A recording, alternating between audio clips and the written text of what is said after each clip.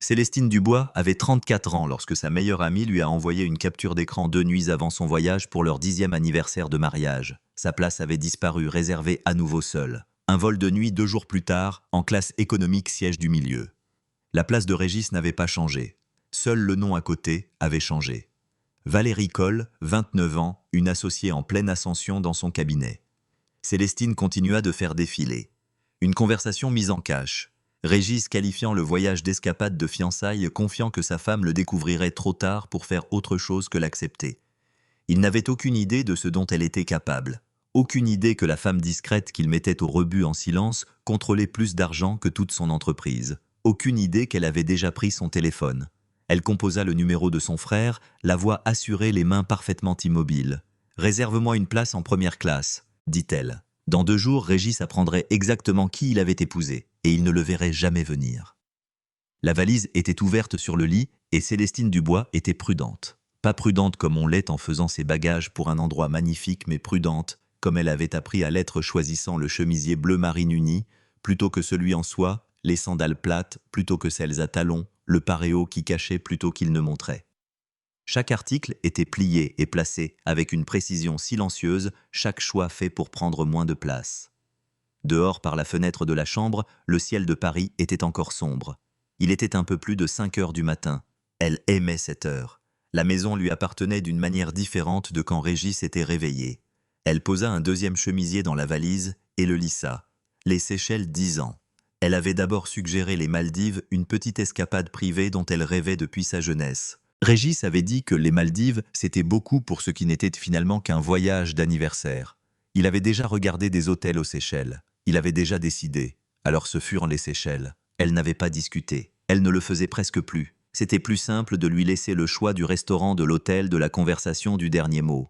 Plus simple, et pendant des années, elle s'était dit plus intelligent. Laisser Régis se sentir grand ne lui coûtait rien de réel. Elle y avait cru autrefois. Elle n'en était plus si sûre maintenant. Son téléphone s'alluma sur la table de chevet. Elle savait déjà qui c'était avant même de regarder. « Bonjour Célestine, j'espère que tu emportes quelque chose de décent pour une fois. Dieu sait que tu te laisses aller. Régis travaille si dur. Le moins que tu puisses faire, c'est d'être à la hauteur. »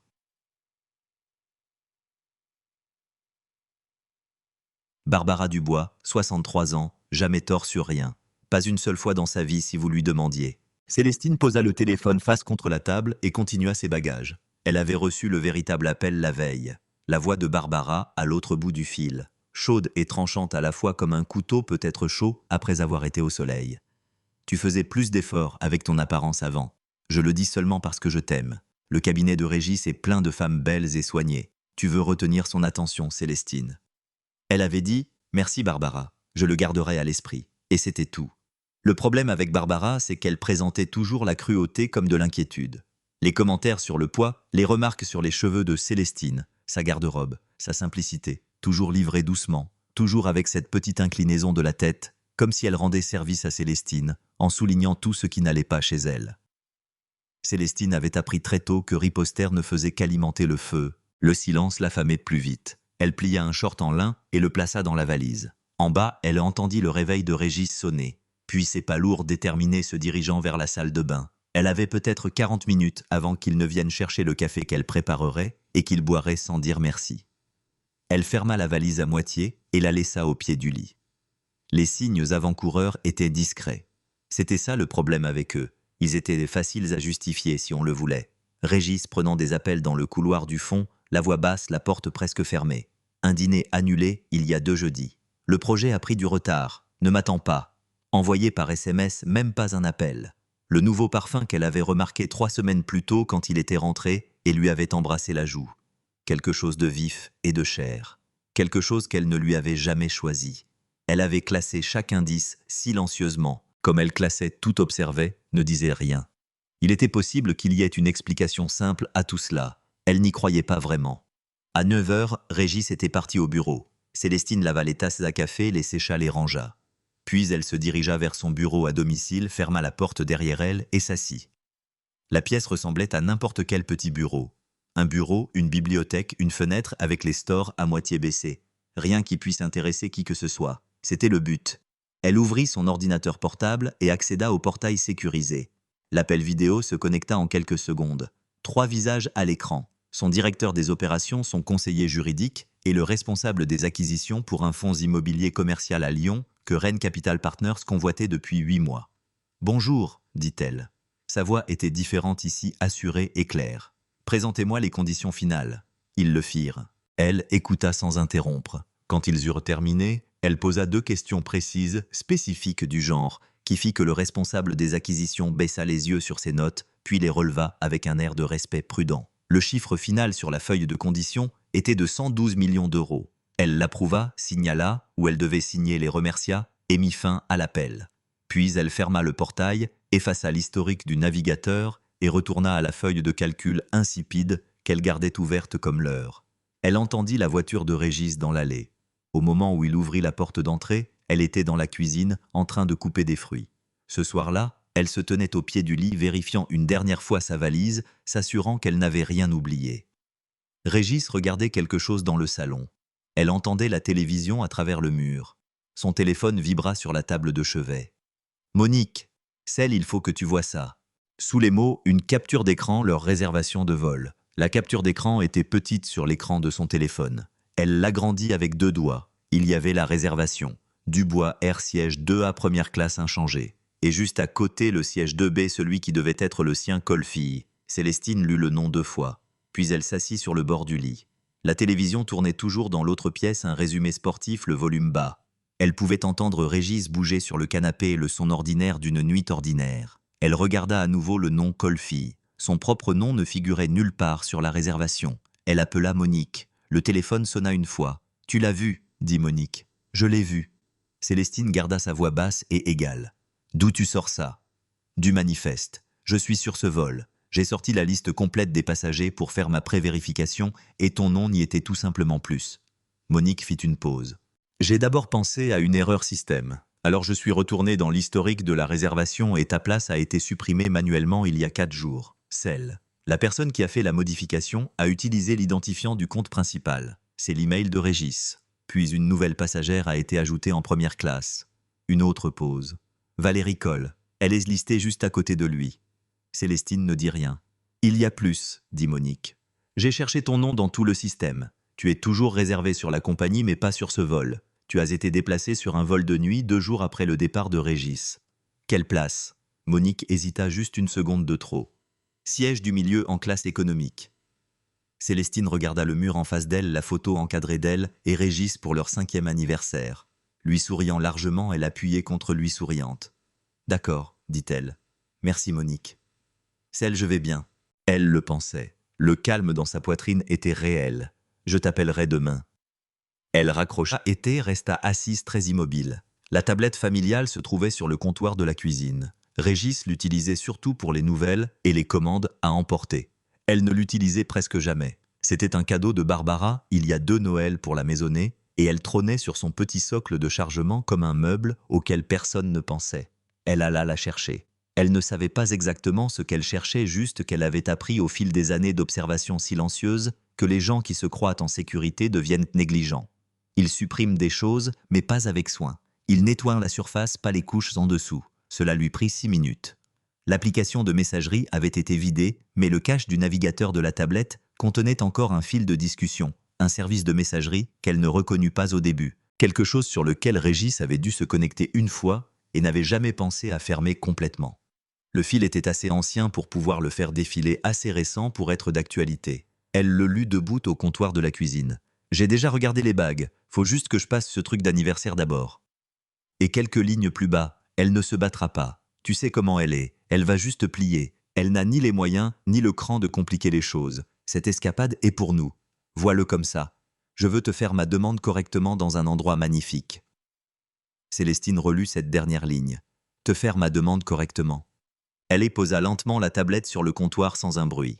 Dans le salon, la télévision s'éteignit. Elle entendit Régis se lever, s'étirer, puis se diriger vers l'arrière de la maison, loin d'elle, probablement pour passer un de ses appels avant de dormir. Elle resta un long moment dans la cuisine. Le réfrigérateur bourdonnait. Les lumières étaient tamisées. Elle ne pleura pas. Quelque chose en elle l'avait déjà su. Pas les détails, pas le nom, pas la bague, mais la forme générale. De la même manière qu'on peut sentir un mur dans le noir avant que la main ne le touche réellement. Elle sentait ce mur depuis des mois. Maintenant, elle savait exactement où il se trouvait. Elle reprit la tablette, prit 4 captures d'écran soignées du fil de discussion et se les envoya. Puis elle retourna dans la chambre, ferma doucement la porte et s'assit de son côté du lit. Elle pensa à la valise aux sandales plates au paréo modeste, choisie pour prendre moins de place. Elle pensa à la voix de Barbara. Elle n'a ni les moyens, ni le cran. Elle pensa à 10 ans de silence plié et de derniers mots cédés sans combat. Elle pensa à la feuille de condition qu'elle avait signée ce matin-là, 112 millions d'euros. Elle prit son téléphone et appela Isaïe. Il répondit à la deuxième sonnerie. « Celle, il est tard. »« Je sais, dit-elle. J'ai besoin que tu m'écoutes. » Elle lui raconta tout. Le manifeste, le nom, la tablette, les messages, tout de manière claire et ordonnée comme elle faisait toujours les choses. Isaïe ne l'interrompit pas une seule fois. Quand elle eut terminé la ligne, resta silencieuse un instant. « De quoi as-tu besoin ?» dit-il.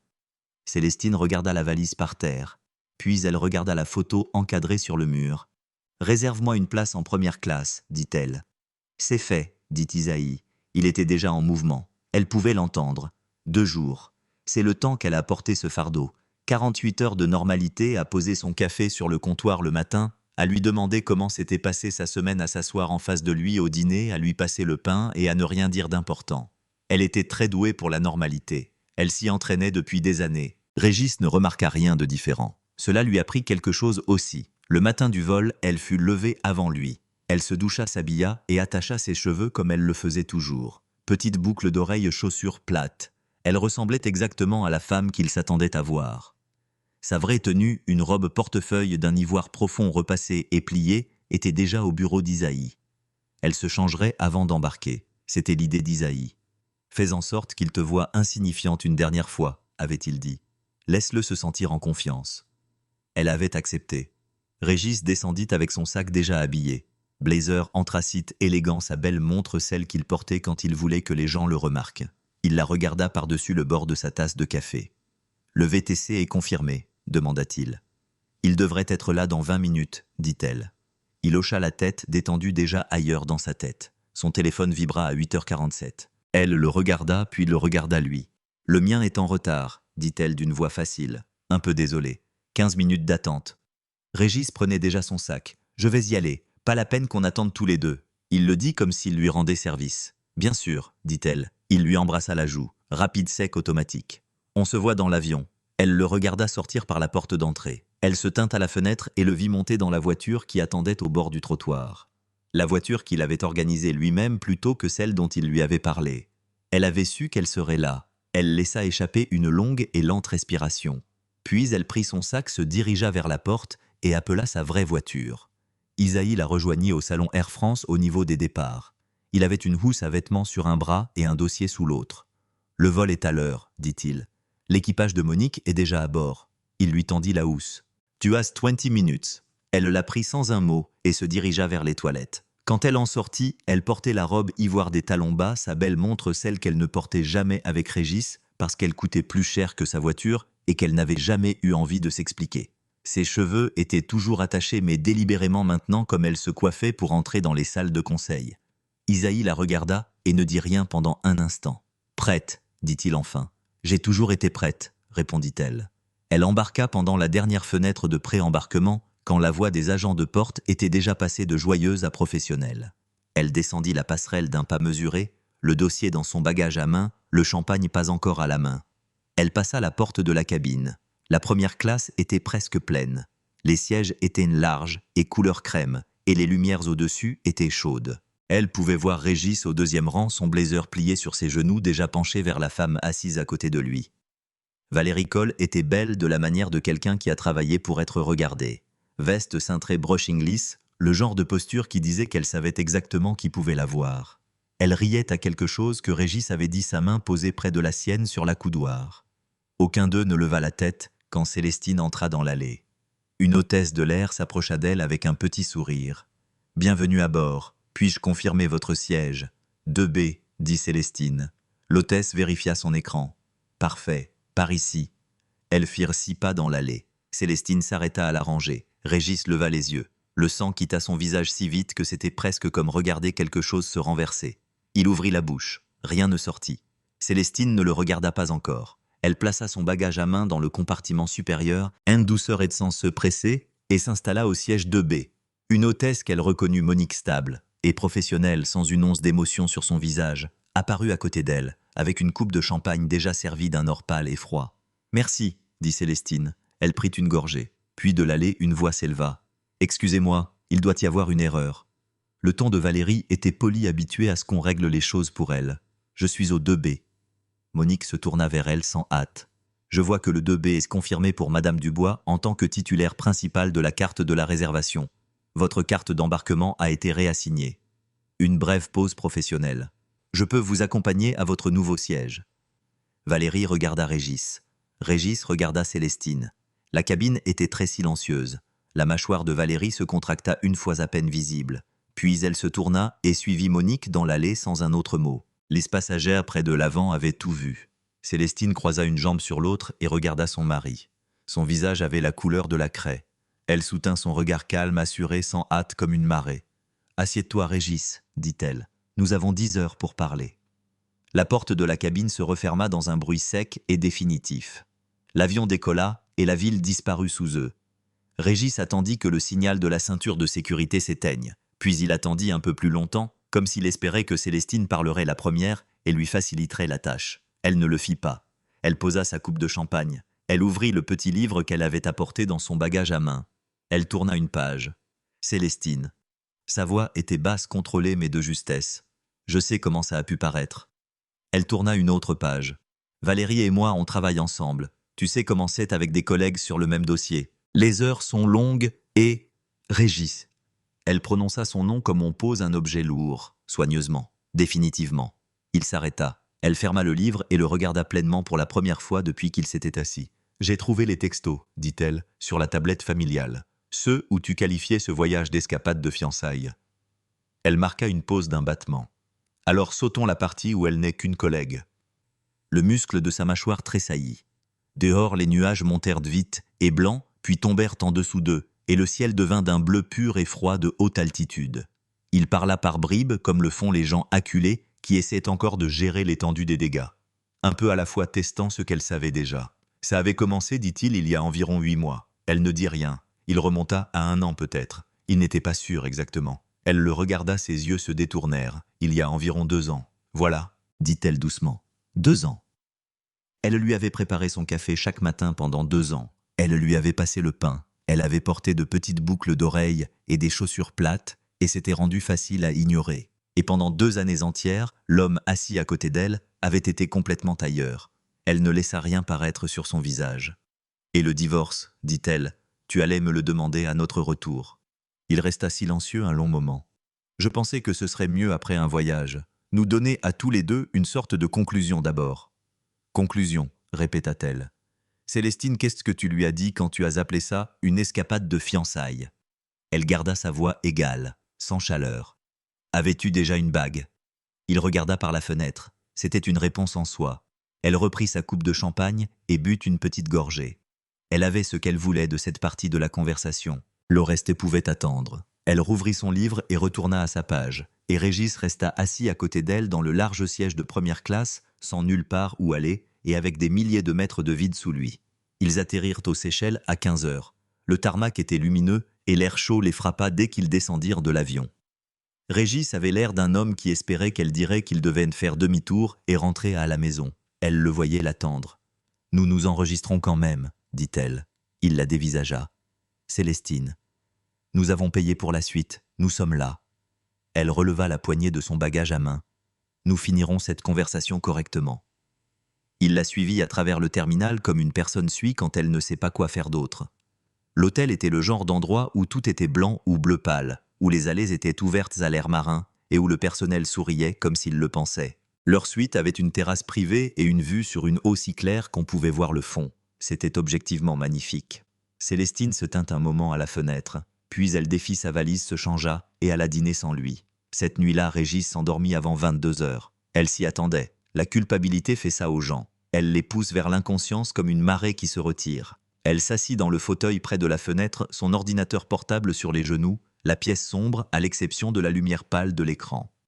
Dehors, l'eau faisait un bruit bas et constant contre la plage. Elle ouvrit le compte joint du ménage, celui que Régis gérait, celui qu'elle l'avait laissé gérer, parce qu'il lui avait semblé autrefois que c'était une petite chose à lui concéder. Elle commença par les 12 derniers mois, puis remonta le temps. Ça ne prit pas longtemps.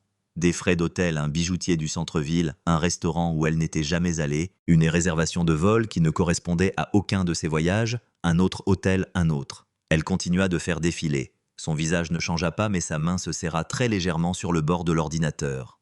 Il avait dépensé sur ce compte depuis plus d'1 an, non pas négligemment, mais avec soin, juste en dessous des montants qui déclencheraient des alertes automatiques. Espacé patient comme on est patient quand on croit que l'autre personne ne fait pas attention. Il avait cru qu'elle ne faisait pas attention. Elle prit des captures d'écran. Chaque transaction des 14 derniers mois, les noms des hôtels, les dates, les montants, l'achat du bijou avec son total net et coûteux. Elle ouvrit un message pour Isaïe. Elle joignit les captures d'écran. Puis elle tapa « Il y a plus ici que je ne le pensais ». Elle l'envoya, ferma l'ordinateur et resta assise un moment dans le noir, avec le son de l'océan dehors et le silence qui précède le début de quelque chose. Le silence s'était installé entre eux à l'hôtel après la première nuit, pas un silence paisible, mais le genre qui pèse dans une pièce comme quelque chose qui attend d'être dit. Régis se déplaçait autour d'elle avec précaution, ne parlant que lorsque c'était nécessaire, et Célestine le laissait faire. Elle nageait le matin, elle lisait sur la terrasse, elle prenait ses repas et regardait l'eau et ne lui donnait rien à quoi se raccrocher. Le 3e jour, ils rentrèrent par des vols séparés. Elle n'en fit pas toute une histoire. Elle réserva simplement une autre compagnie partie avant qu'il ne se réveille et fut de retour à Paris en début d'après-midi. Elle alla directement chez Barbara. Barbara Dubois vivait dans un bel appartement haussmannien qu'elle tenait impeccablement.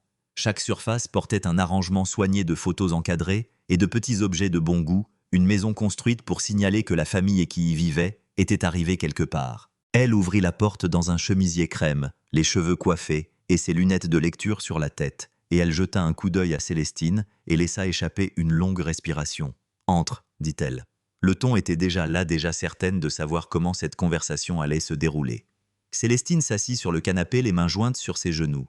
Elle portait un simple haut noir, un pantalon propre et aucun bijou, et elle avait rendu son visage ouvert et un peu doux, comme on le fait quand on veut que quelqu'un croie qu'il a l'avantage. « J'avais besoin de parler à quelqu'un qui aime Régis, » dit Célestine. « Quelqu'un qui veut ce qu'il y a de mieux pour nous deux. » Barbara s'installa dans le fauteuil en face d'elle et pinça les lèvres dans quelque chose qui ressemblait à de la sympathie. « Célestine, dit-elle, et la façon dont elle le dit portait 10 ans de petits jugements emballés dans un seul mot. Je veux être honnête avec toi. J'ai toujours cru que l'honnêteté est la chose la plus gentille entre membres d'une famille. » Bien sûr, dit Célestine. Barbara croisa les mains. Régis n'est pas un homme facile à vivre, je le sais. Mais une partie de tout ça, c'est que vous n'étiez pas faits l'un pour l'autre. Ce n'est pas un reproche, c'est juste la réalité. « Depuis combien de temps es-tu au courant pour Valérie ?» demanda Célestine.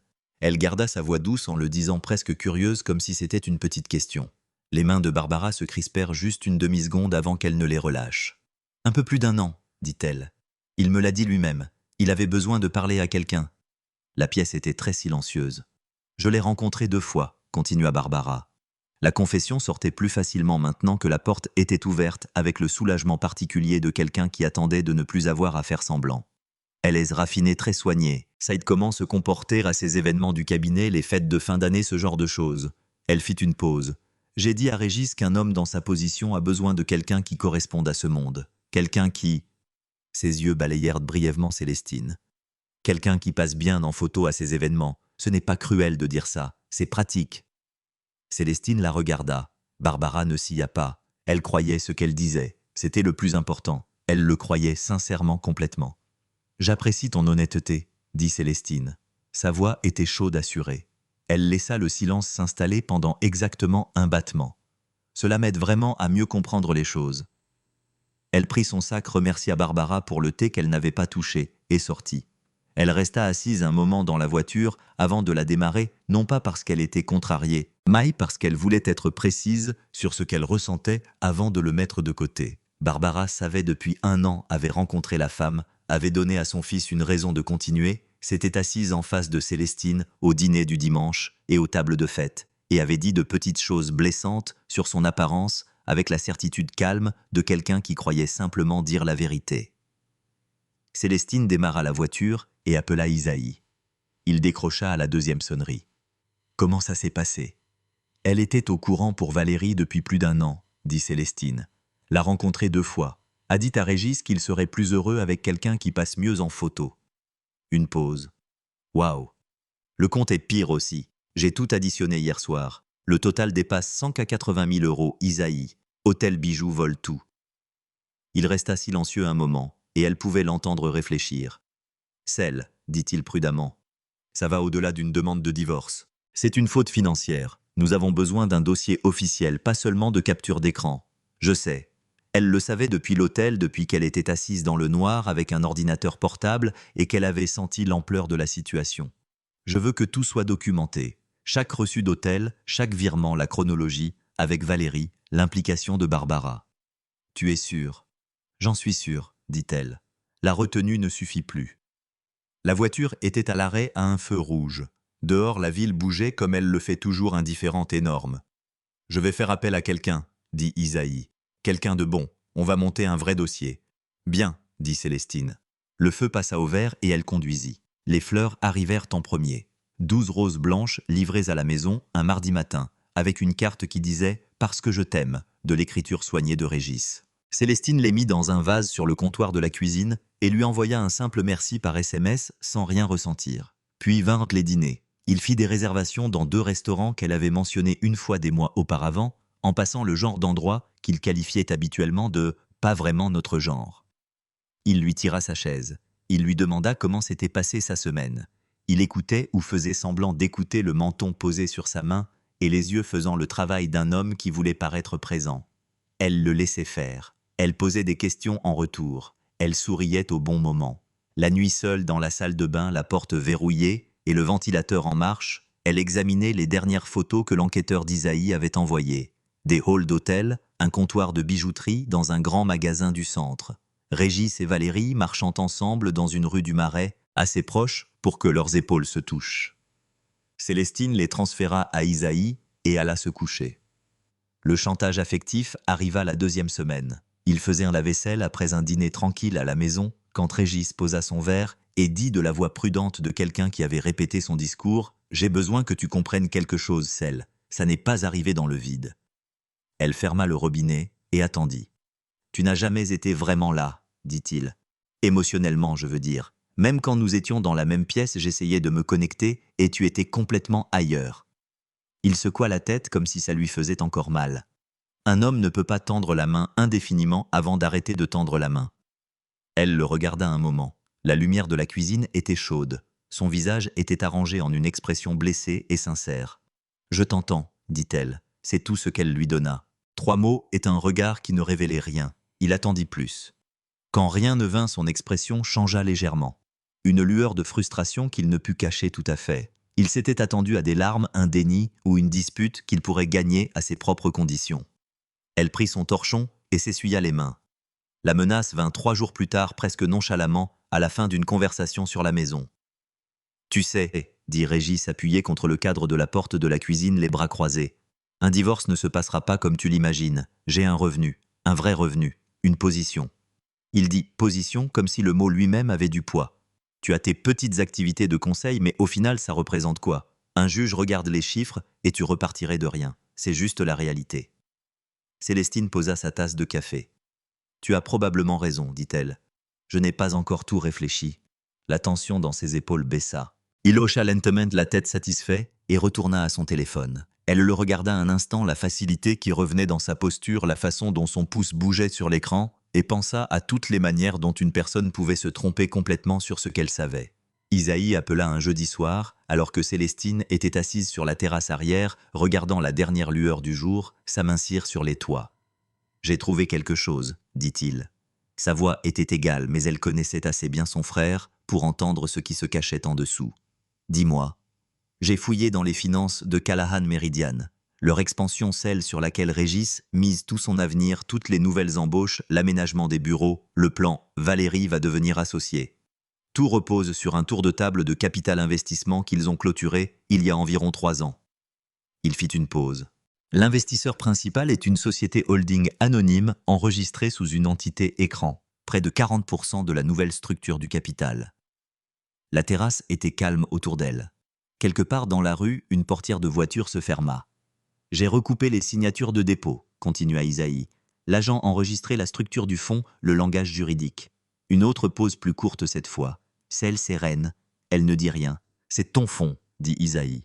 Rennes Capital détient 40% de l'entreprise qu'il emploie, depuis 3 ans. Régis a passé 2 ans à planifier un avenir sur de l'argent qui est à toi, et il n'en a absolument aucune idée.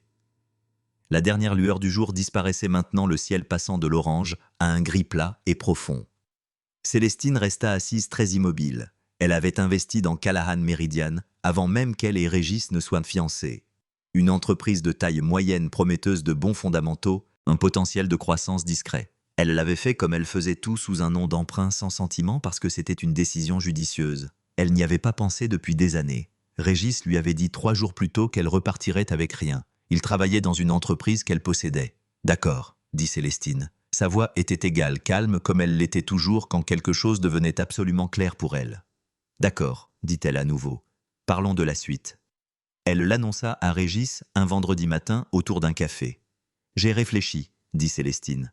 Elle garda sa voix douce, un peu fatiguée, la voix d'une femme qui s'était finalement résignée à l'acceptation. « Je pense que tu as raison. Nous devrions parler des conditions. » Régis leva les yeux de son téléphone. Quelque chose traversa son visage. Du soulagement surtout, mais en dessous quelque chose de plus calculé. Le regard d'un homme qui attendait que le vent tourne en sa faveur. « Je pense que c'est la bonne décision, » dit-il prudemment. « Pour nous deux. »« Je veux juste que ce soit propre, » dit-elle. « Juste. » Il hocha lentement la tête comme s'il était raisonnable. « C'est tout ce que je veux aussi, » dit-il. Elle prit sa tasse et se remit à regarder par la fenêtre de la cuisine, et elle le laissa y croire. Ce qui se passa réellement au cours des 4 jours suivants n'avait rien à voir avec la justice et tout à voir avec la précision.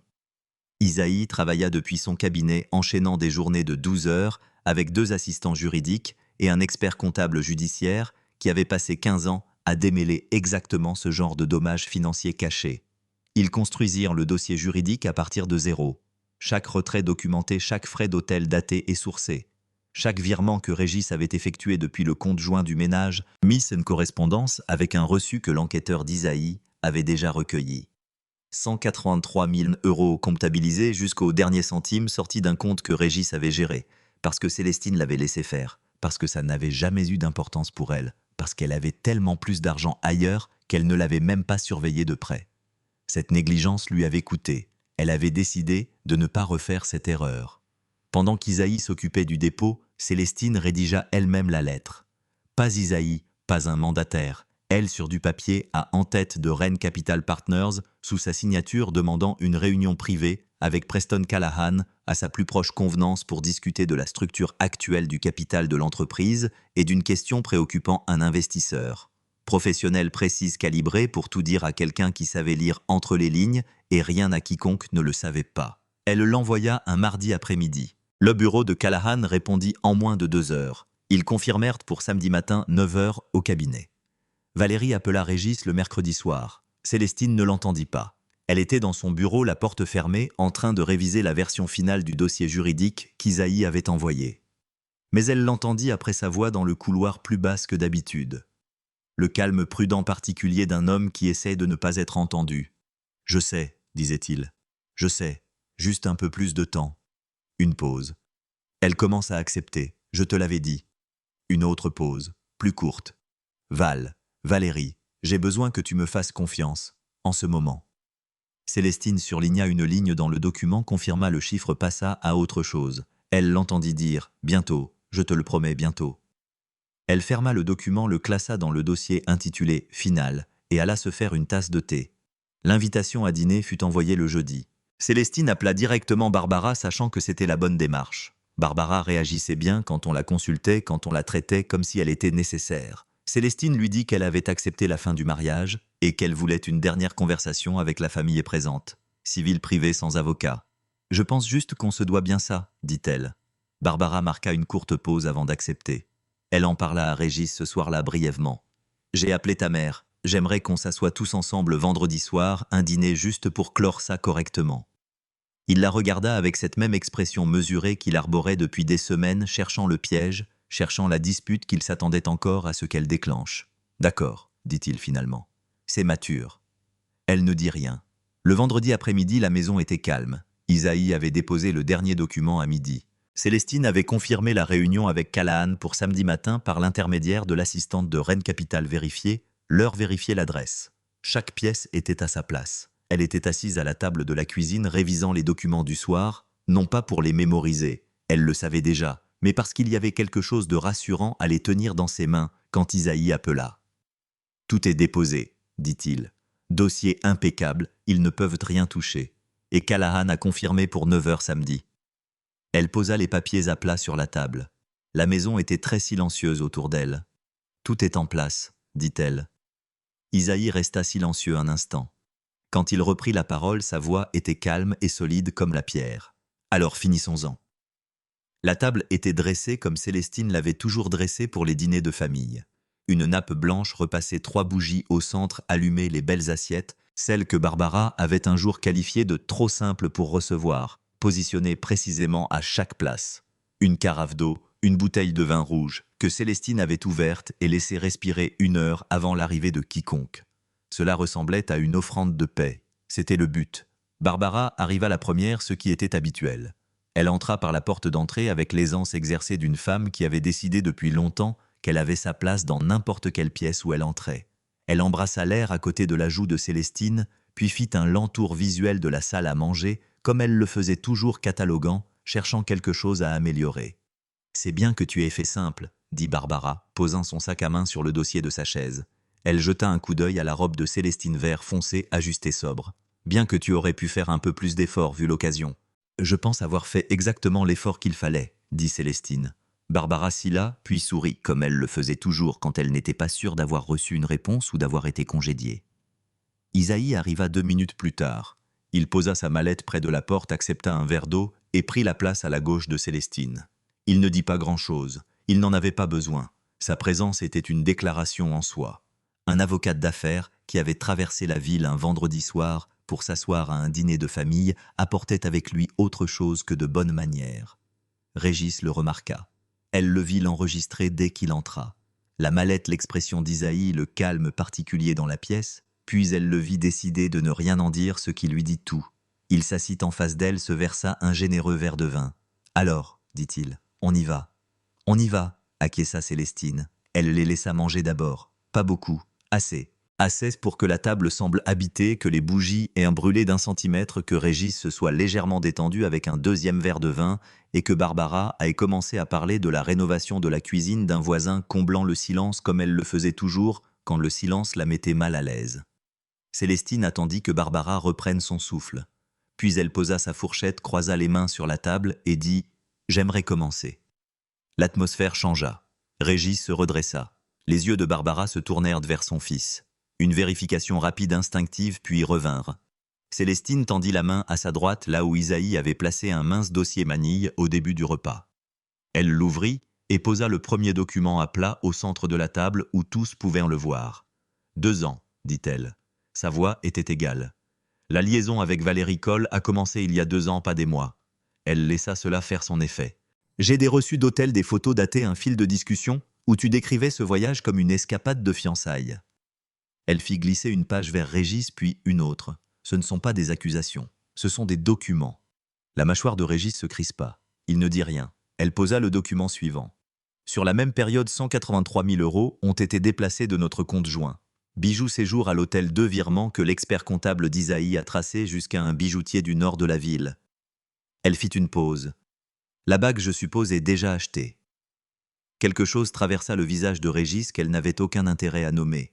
Elle se tourna vers Barbara. « Tu es au courant pour Valérie depuis plus d'1 an, » dit Célestine. « Pas une accusation, un fait. Tu l'as rencontré 2 fois. Tu as dit en privé à Régis qu'il serait plus heureux avec quelqu'un qui... » Elle jeta un coup d'œil à ses notes, bien qu'elle le sût par cœur. « Passe mieux en photo à la fête de fin d'année. » Elle posa le rapport du détective privé devant Barbara, qui y jeta un œil et détourna le regard. C'est aussi par écrit. La pièce était complètement silencieuse. La bouche de Barbara s'ouvrit, se ferma. « Je ne... » commença-t-elle. « Tu n'as rien à dire, » dit Célestine. « Je ne te le demande pas. » Elle prit une inspiration, posa le dernier document. Celui-ci, elle le laissa face à elle, pas à eux. « Il y a une dernière chose, » dit-elle. « J'ai laissé cela sous silence pendant 10 ans, ce qui était mon choix, et je ne prétendrai pas le contraire. » Elle regarda Régis directement. « Mon nom est Célestine Dubois. Je suis la fondatrice et unique propriétaire de Rennes Capital Partners, une société holding privée valant un peu moins de 9 chiffres. » Elle laissa ce chiffre flotter dans l'air. « Je l'ai construite avant notre mariage. Je l'ai gardée privée parce que je voulais une relation dans ma vie qui n'ait rien à voir avec l'argent. » Une brève pause. C'était mon erreur de calcul. Régis la dévisagea. La couleur de son visage faisait quelque chose de compliqué. « Cette maison, continua-t-elle, a été achetée comptant avec mon argent. Elle est à mon seul nom depuis le jour où nous avons signé. Les comptes que tu as vidés étaient gérés par toi à ma discrétion. Ils n'ont jamais été légalement en propriété commune. » Elle ferma le dossier. « Le divorce que tu as prévu te laissera avec tes effets personnels ta voiture et ce qui reste de l'argent que tu as pris. J'ai déjà engagé une procédure pour le récupérer. » Barbara ne dit rien. Elle regardait la table. Régis ouvrit la bouche une fois. Rien ne sortit. Célestine repoussa sa chaise et se leva. Elle était très calme. Elle se sentait si possible plus légère qu'elle ne l'avait été depuis des années. « J'ai une réunion demain matin, dit-elle.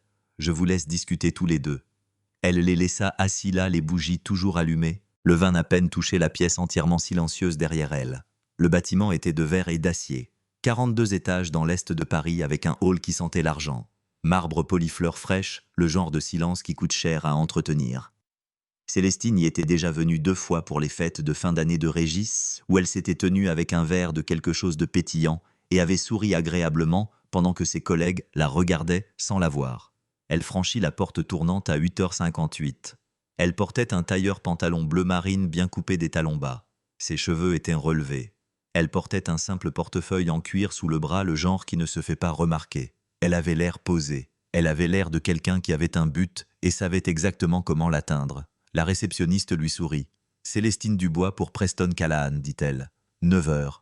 L'assistante de Callahan la conduisit au 38e étage et la laissa dans une salle de réunion avec des baies vitrées donnant sur la ville. Une longue table des chaises à haut dossier, une crédence avec du café et de l'eau et un petit bol de fruits que personne ne mangeait jamais. Preston Callahan entra 4 minutes plus tard. C'était un homme grand large d'épaules avec des cheveux blancs coupés courts et le genre de poignée de main qui voulait vous dire quelque chose sur lui. Fin de la cinquantaine, l'air de quelqu'un qui avait passé 3 décennies à construire quelque chose et avait l'intention de le protéger. « Madame Dubois, dit-il, je vais être honnête. Quand mon bureau a reçu votre demande, je ne savais pas à quoi m'attendre. J'apprécie que vous ayez pris le temps, dit Célestine. Elle s'assit. Il s'assit. Elle ouvrit le portefeuille. Permettez-moi d'être directe, monsieur Callahan, dit-elle. Je pense que c'est la chose la plus utile pour nous deux ce matin. Il hocha la tête une fois, un homme qui respectait la franchise ou voulait le paraître. Elle fit glisser un seul document sur la table, une page de résumé proprement formatée, avec l'entête de Rennes Capital Partners centrée en haut. « Rennes Capital Partners, dit-elle, est l'entité holding anonyme qui a participé à votre tour de table de série B il y a 3 ans. Nous détenons actuellement un peu moins de 40% de la structure du capital qui soutient l'expansion de votre cabinet. » Elle fit une pause pour le laisser lire le chiffre sur la page. « Je suis la fondatrice et l'unique propriétaire de Rennes Capital. Cette société est la mienne. » Callahan regarda le document. Il le regarda pendant un long moment, puis il leva les yeux vers elle. Son expression avait changé. La confiance facile de la salle de réunion était toujours là, mais quelque chose derrière s'était recalibré. L'ajustement silencieux et rapide d'un homme qui comprenait ce qu'elle venait de lui dire et ce que cela signifiait pour la personne assise en face de lui. « Je n'étais pas au courant, dit-il prudemment. »« Personne ne l'était, dit Célestine. C'était voulu, ça n'a plus besoin de l'être. » Elle fit glisser un deuxième document. Celui-ci était plus épais. « Je suis ici parce que je dois discuter de l'un de vos employés, dit-elle. Réginald Dubois, vice-président du développement commercial. » Elle garda sa voix égale. Au cours des 2 dernières années, M. Dubois a entretenu une liaison continue avec une collègue subordonnée, Mademoiselle Valérie Coll. Cette relation a impliqué un usage abusif, répété de ressources financières partagées et un schéma de conduite documenté qui, je crois, représente un risque à la fois pour la réputation et la responsabilité fiduciaire de ce cabinet. Elle croisa les mains sur la table. « J'exerce mes droits en tant qu'actionnaire majoritaire pour exiger son renvoi immédiat. » Callahan ouvrit le second document. Il lut lentement, attentivement, de la manière dont un homme lit quelque chose quand il sait que cela nécessitera une décision. La pièce était silencieuse. 38 étages plus haut, la ville bougeait sous eux en silence. Il ferma le document. « Je vais devoir en parler à notre directeur juridique, dit-il. »« Bien sûr, dit Célestine. Isaïe Dubois, mon frère, est conseiller juridique externe pour Ren Capital, est disponible dès ce matin pour coordonner tout ce que votre équipe exigera. Quelque chose traversa l'expression de Callahan. Pas de la surprise exactement, mais plutôt la reconnaissance qu'elle était arrivée parfaitement préparée, qu'il n'y avait aucun angle de cette conversation qu'elle n'avait pas déjà considéré et fermé. « Ce sera réglé aujourd'hui, dit-il. Je m'y attends, dit Célestine. À 14 heures, le badge d'accès de Régis avait été désactivé. À 19h30, un membre des RH et un agent de sécurité de l'immeuble l'accompagnèrent à son bureau, le regardèrent vider son bureau dans une boîte et le raccompagnèrent à l'ascenseur. Elle l'apprit par Isaïe, qui avait parlé directement au directeur juridique de Callahan. Apparemment, Régis avait protesté. Apparemment, il avait utilisé son nom. Apparemment, cela n'avait pas aidé. La nouvelle se répandit au 38e étage comme elle le fait toujours rapidement par des chuchotements, par le silence particulier qui tombe sur un open space quand quelque chose d'irréversible vient de se produire. Valérie Coll l'apprit à 15h15 quand un associé senior s'arrêta à son bureau pour lui faire savoir que l'évaluation de promotion qu'elle attendait serait reportée indéfiniment compte tenu des récents changements de personnel. Elle ne savait pas encore ce que ces changements signifiaient pour sa propre situation. Elle le saurait, mais pas de la part de Célestine. Ce n'était pas le problème de Célestine. Célestine sortit de l'immeuble à 9h47 dans l'air frais du matin et vérifia son téléphone. Un message d'Isaïe. « C'est fait maintenant. Le reste n'est que paperasse. » Elle le lut une fois, mit son téléphone dans son sac et continua de marcher. Le divorce fut rapide. Régis s'attendait à une bataille. Il s'attendait à des larmes, peut-être des supplications, le genre de bataille juridique désordonnée et usante qui favorise la personne la plus riche, ce qu'il avait toujours cru être lui. Au lieu de cela, Isaïe déposa les papiers un lundi matin, et le vendredi, Régis avait lu le contrat de mariage avec séparation de biens qu'il avait autrefois balayé comme inutile. C'est pour la vicelle, à quoi bon? Et il comprit pour la première fois exactement ce qu'il disait. Presque tout était à elle. La maison les compte à son nom, chaque euro qu'elle avait apporté au mariage et chaque euro qui en avait découlé.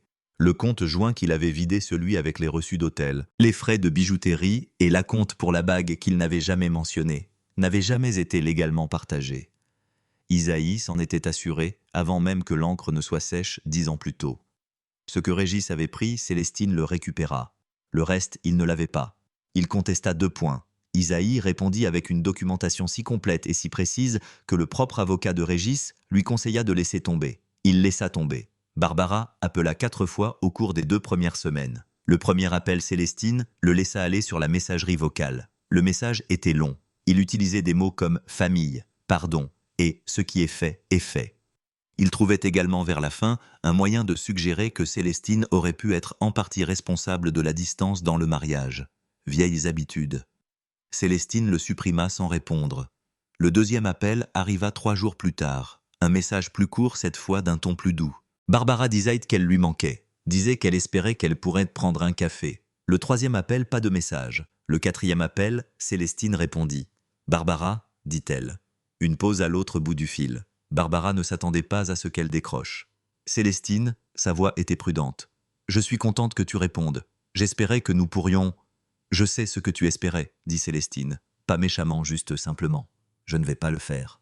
Je pense juste que si nous pouvions nous asseoir et... » « Tu étais au courant pour Valérie depuis plus d'1 an, » dit Célestine. « Tu l'as rencontré. Tu as dit à Régis qu'il méritait mieux que moi. » Elle laissa passer un temps. Il n'y a rien à discuter. Barbara resta silencieuse. « J'espère que tu vas bien, » dit Célestine, et elle le pensait, de la manière distante et simple dont on le pense pour une inconnue. « Prends soin de toi. » Elle raccrocha. Elle ne reparla plus jamais à Barbara Dubois. Le reste de la famille Dubois fut moins compliqué que Célestine ne l'avait prévu. Les gens parlent. L'histoire s'est ébruitée non pas par Célestine qui dit très peu de choses à quiconque en dehors d'Isaïe et Monique, mais par la manière naturelle dont la vérité a tendance à se propager quand on cesse de l'enterrer. Le propre cousin de Régis appela Célestine la 3e semaine. Puis une tante qu'elle avait toujours appréciée, puis 2 autres personnes qu'elle n'attendait pas. Ils avaient tous entendu. Ils avaient tous choisi. Régis déménagea dans le sud de la France le 4e mois. Célestine l'apprit par Isaïe, qui l'avait appris de quelqu'un du cabinet. Elle ne le chercha pas. Elle n'avait pas besoin de connaître les détails. Où il allait n'était plus ses affaires. Valérie Coll resta chez Callahan Meridian jusqu'en février. sans le parrainage de Régis, IT avec le nuage silencieux qui s'était installé sur son nom suite à l'évaluation du personnel. La voie vers l'association qu'elle gravissait s'arrêta tout simplement. Elle démissionna et prit un poste dans un cabinet plus petit de l'autre côté de la ville. Célestine ne pensa presque jamais à elle. 6 mois après la finalisation du divorce, Célestine donna sa première interview publique en tant que fondatrice de Rennes Capital Partners. Elle parut dans une publication financière un long article avec une photo d'elle à son bureau, sans crédibilité, emprunté sans le nom de son mari, dans sa biographie, juste le sien, juste l'entreprise qu'elle avait bâtie et qu'il avait bâtie. Les demandes qui suivirent la surprirent par leur volume invitation à des conférences programmes de mentorat, une université qui voulait qu'elle soit la tête d'affiche d'une série de conférences pour les femmes dans la finance. Elle dit oui au mentorat en premier. Une salle de 12 jeunes femmes, la plupart dans la vingtaine, toutes brillantes et un peu incertaines comme on l'est quand on est talentueux mais qu'on ne vous l'a pas encore assez dit. Célestine reconnut ce regard. Elle l'avait porté plus longtemps qu'elle n'aurait dû. Elle leur dit la vérité. Pas toute l'histoire, pas le mariage, le vol et la salle de réunion, mais la partie qui comptait. Ne vous rendez pas insignifiante pour le confort de quelqu'un d'autre. Le coût est trop élevé et la personne pour qui vous vous protégez n'en vaut pas la peine. Une des femmes le nota. Le matin du vol, Célestine voyagea léger. Un seul bagage à main, un bon livre qu'elle avait l'intention de commencer son ordinateur portable pour la première heure, décida-t-elle, puis rien, juste la fenêtre, les nuages et sa destination. Elle s'enregistra depuis son téléphone en route pour l'aéroport. Sa place apparut automatiquement. Elle était enregistrée sur son profil, liée à son compte, ses milles, son statut.